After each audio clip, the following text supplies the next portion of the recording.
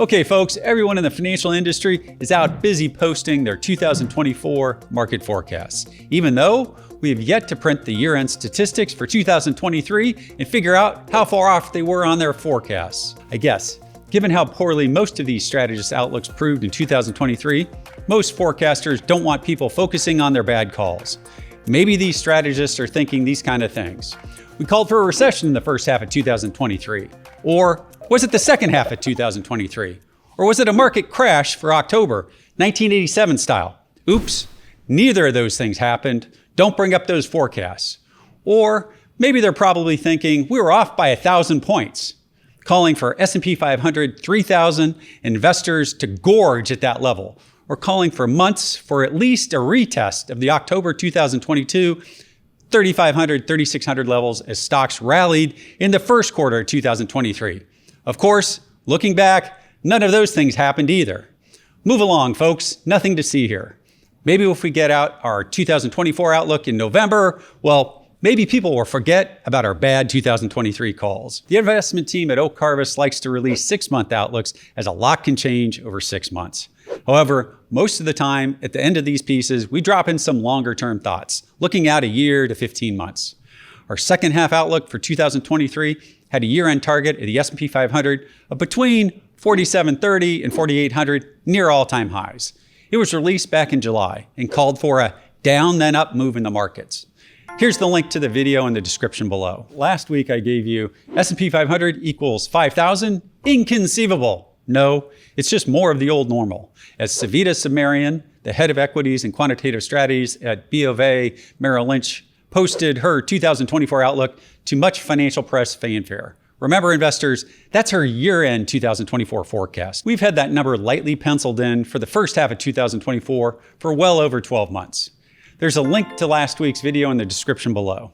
This week, I want to bring investors back down to earth with the cash S&P 500 nearing 4,600 and the financial media out-hyping the 20% year-to-date return for the S&P 500 and this index hitting highs for 2023.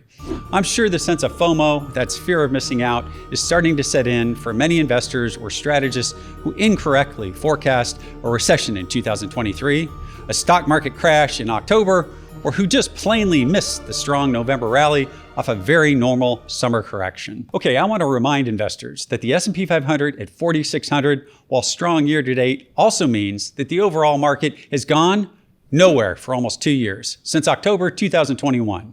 While our team remains optimistic for the next 4 to 6 months, we don't expect it to be a smooth ride through the first half of 2024. This week's title is an ode to one of my favorite bands from the 80s, REM, from my home state of Georgia. My title, given how many now optimistic equity strategists calls are coming out for 2024, is first half 2024, Goldilocks meets volatility. S&P 500 greater than 5,000? Can't get there from here. This video will focus almost entirely on volatility, which is the first metric I use to triangulate forward targets in the S&P 500. That's the metric of tradable volatility. Volatility futures, not the spot VIX index. Frequent followers of our content are probably getting bored of me discussing this one, but it's pretty much where I start every one of my market forecasts. Why?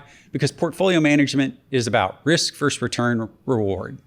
And until financial academics come up with a better measurement for risk than volatility or standard deviation in returns, I'm sticking with this one. Remember, investors, that while many strategists on TV discuss the VIX index, it's not tradable. It's purely a math equation. However, volatility futures are tradable, and those who trade them well for a living are some of the smartest math minds in the financial world. They're more or less insurance salesmen, pricing forward risk in real time. And the best insurance salesmen are those who sell you insurance at the highest price they can, while eventually letting the insurance expire worthless and unneeded more often than not. The volatility and timing forecasting tool helped our investment team in late 2020 when other strategists were preaching doom for equity markets due to the COVID lockdowns. The title for our first half 2021 outlook was Looking Very Bullishly for Stock Markets. That title was You Ain't Seen Nothing Yet, while our second half outlook for 2021, titled Let the Good Times Roll, was also very positive for equities. By the end of 2021, we went on to warn our followers of impending risks for the markets for the first half of 2022 when we published our first half 2022 outlook titled curb your enthusiasm. I've discussed this tool in more detail in prior videos and podcast releases over the last 4 years. Today, I'm pretty confident in saying that levels much above 5,000 on cash S&P 500 won't be achieved in the first half of 2024. And if they are, they won't be sustained for long. Why? While spot volatility of the VIX index is not traded, it doesn't mean that it's not a useful number in some manner. Many academic studies have proven that it, by itself, is not a predictive tool on its own right. However, short of that 1 year that many investors long for again, 2017, which was the Trump tax cut anomaly, history has said that the spot VIX index doesn't calculate much below a level of 12 for very long. Here's a multi-year chart of the spot volatility index, the VIX index. Using this metric, using prior cycles of Federal Reserve interest rate moves, using yield curves and investor sentiment, one can triangulate forward potential cash S&P 500 levels under both calm and distressed or highly volatile market conditions. In advance of the rally of 2023, our investment team used our knowledge of volatility combined with our research into presidential election cycles, discussing how the fourth quarter of the second year through the first half of the fourth year was the sweet spot for investment returns historically. A second thing we discussed was Federal Reserve interest rate hiking cycles and how stocks have performed during each stage between the raise, the pause, and the lowering of short-term interest rates. The third thing we discussed in our forecast was investor sentiment, hedge fund and retail investor positioning, and stock market breadth cycles, and how they can create positive expected return profiles for the markets when investors are positioned extremely bearishly, as they were at the end of 2022, and then they flip positive over the next 12 to 15 months. For now, our first half outlook for 2024 remains as it has been alluded to for almost a year. That's the first quarter of 2024 should usher in a year of heightened volatility. This volatility should present itself almost immediately in the first few weeks of the year and continue throughout the first half of 2024.